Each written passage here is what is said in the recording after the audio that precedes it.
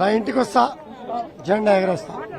నువ్వు మా ఇంటికి రాలే, నేను నీ ఇంటికి వచ్చా. దమ్ము ధైర్యం ఉంటే బయటికి రా.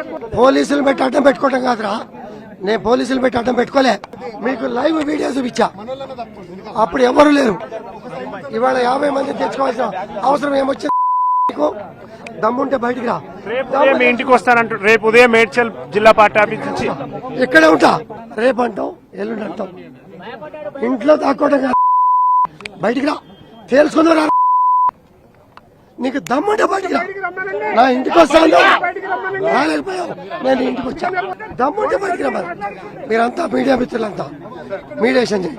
ఈడొక చీటింగ్ బ్రోకర్, ఈడొక కోవిడ్, ఇటువంటి నేను ఆఫీస్కి వెళ్తే ఇప్పటికే ఆఫీస్ కలుషితమైంది. ఈయన నేను కూడా కలుషితం. కలవటానికి నాకు ధైర్యం ఉంది, కలుస్తా, గౌరవిస్తా.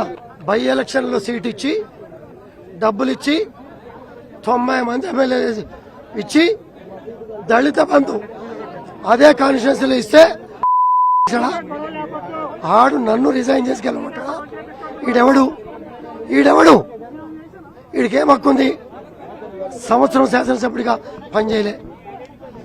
ఎమ్మెల్సీ ఇస్తే బ్రోకర్ గారు దేని కదా దానికి పనికొస్తాడని చెప్పి కేసీఆర్ గారు ఎమ్మెల్సీ ఇస్తే కనీసం గవర్నర్ గారు కూడా తిరస్కరించినటువంటి సందర్భం మీకు తెలుసు. గేటెడ్ కమ్యూనిటీలో లోపలికి మా గేట్లు దాడి చేసి, గేట్లు పగలగొట్టి, నా ఇంటి అద్దాలు పగలగొట్టి, నా మీద కత్తులతోని, కత్తెలతోని, కట్టెలతోని ఇలా ఉంటే ఇది ఏం విధం? ఇది ఎంతవరకు కరెక్ట్? ఇది ఎంతవరకు కరెక్ట్? ఇది 101% దీన్ని ప్రోత్సహించింది పక్కా రేవంత్ రెడ్డి గారే. 101% ప్లాన్ గా చేసి. మరి మీకు దమ్ముంటే నా పొద్దున నా దగ్గర ఎందుకు మోరిచ్చారు? నేను తీవ్రంగా ఖండిస్తా ఉన్నాను. ఇది కరెక్ట్ కాదు. 101% దీనికి ప్రతిచర్య ఉంటుంది. ఒక ఎమ్మెల్యేకే రక్షణ లేనప్పుడు మొత్తము యావత్ తెలంగాణ ప్రజలు మొత్తం కూడా చూస్తా ఉన్నారు ఈ దాడిని. ఇవాళ కౌశిక్ రెడ్డిని హత్య చేసే ప్రయత్నం చూస్తా ఉన్నారు. ఇవాళ మొత్తం తెలంగాణ ప్రజలు మొత్తం కూడా గమనిస్తా ఉన్నారు. గేటెడ్ కమ్యూనిటీలో లోపలికి మా గేట్లు దాడి చేసి, గేట్లు పగలగొట్టి, నా ఇంటి అద్దాలు పగలగొట్టి, నా మీద కత్తులతోని, కత్తెలతోని, కట్టెలతోని ఇలా ఉంటే ఇది ఏం విధం? ఇది ఎంతవరకు కరెక్ట్?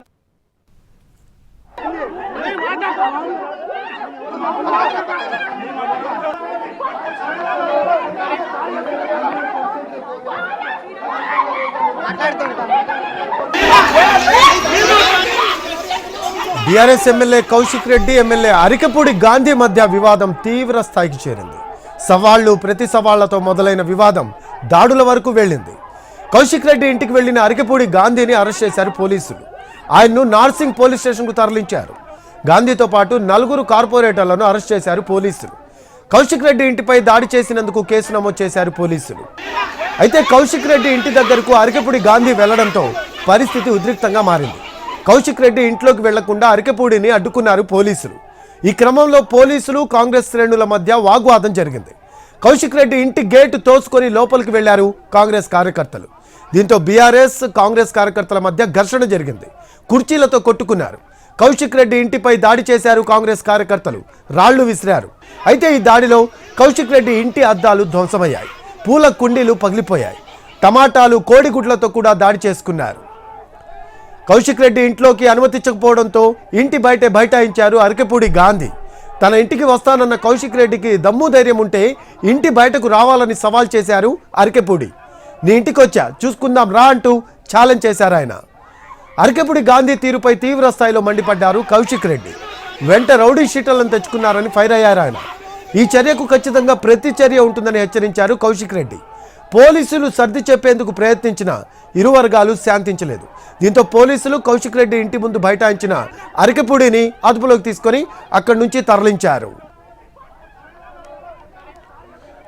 ఇదిలా ఉంటే ఎమ్మెల్యే కౌశిక్ రెడ్డి ఇంటిపై దాడిని ఖండించారు మాజీ మంత్రి హరీష్ రావు. హరీష్ రావు ఆధ్వర్యంలో బీఆర్ఎస్ సిటీ ఎమ్మెల్యేల బృందం కౌశిక్ రెడ్డి ఇంటికి బయలుదేరింది. ఇప్పటికే బీఆర్ఎస్ ఎమ్మెల్యే పల్లా రాజేశ్వర్ రెడ్డి కౌశిక్ రెడ్డి ఇంటికి వెళ్లారు.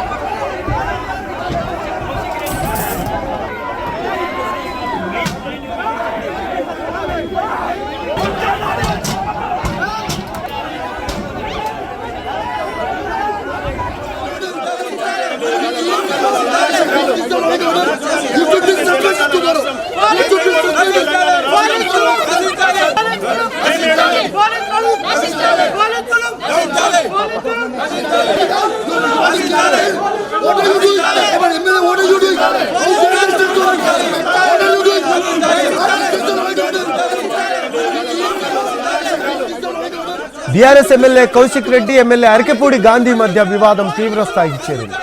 సవాళ్లు ప్రతి సవాళ్లతో మొదలైన వివాదం దాడుల వరకు వెళ్లింది. కౌశిక్ రెడ్డి ఇంటికి వెళ్లిన అరికెపూడిని అరెస్ట్ చేశారు పోలీసులు. ఆయన్ను నార్సింగ్ పోలీస్ స్టేషన్ కు తరలించారు. గాంధీతో పాటు 4 కార్పొరేటర్లను అరెస్ట్ చేశారు పోలీసులు. కౌశిక్ రెడ్డి ఇంటిపై దాడి చేసినందుకు కేసు నమోదు చేశారు.